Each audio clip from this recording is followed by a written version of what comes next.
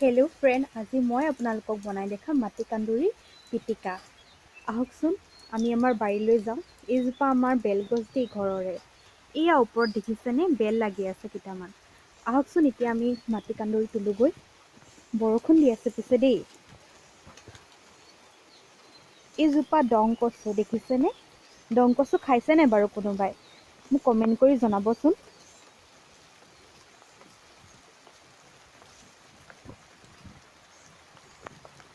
এইবোৰ চাওক মাটিকান্দুৰী গছ।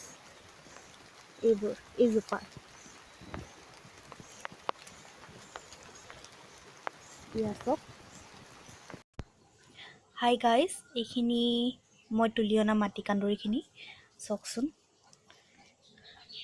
কিমান ধুনীয়া সতেজ হৈ আছে মাটিকান্দুৰীখিনি, যিহেতু বৰষুণৰ পানী পৰি আছিলে। আৰু এতিয়া মই এইখিনি ইয়াত অলপ তিয়াই দিম।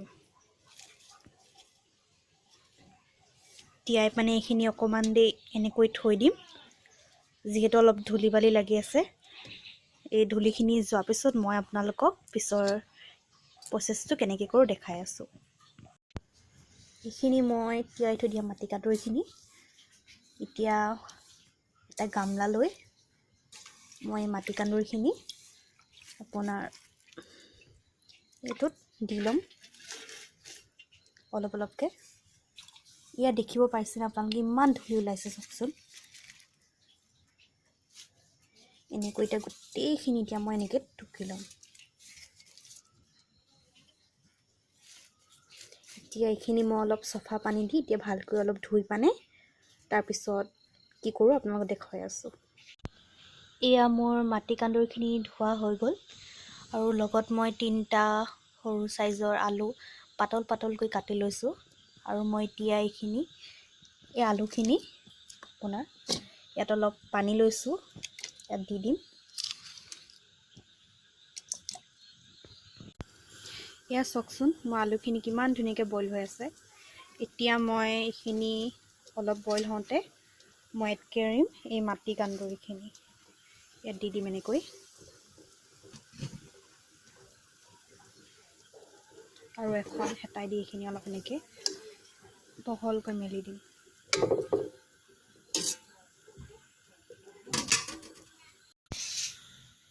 এয়া মোৰ মাটিকান্দুৰী আৰু আলুখিনি বইল হৈ গ'ল আপোনাৰ। এয়া অলপ মই লৈছোঁ ধনিয়া পাত, এইখিনি অলপ পিঁয়াজ লৈছোঁ, এইখিনি ঘৰৰে আদা নহৰু মায়ে কাটি দিছিলে সৰু সৰুকৈ। এয়া অলপ নিমখ এড কৰিছোঁ মই ইয়াত, আন্দাজ অনুসৰি অলপ নিমখ এড কৰিব আপোনালোকে। এয়া মই অলপ মিঠাতেল অকণমান ঢালি দিম ইয়াত।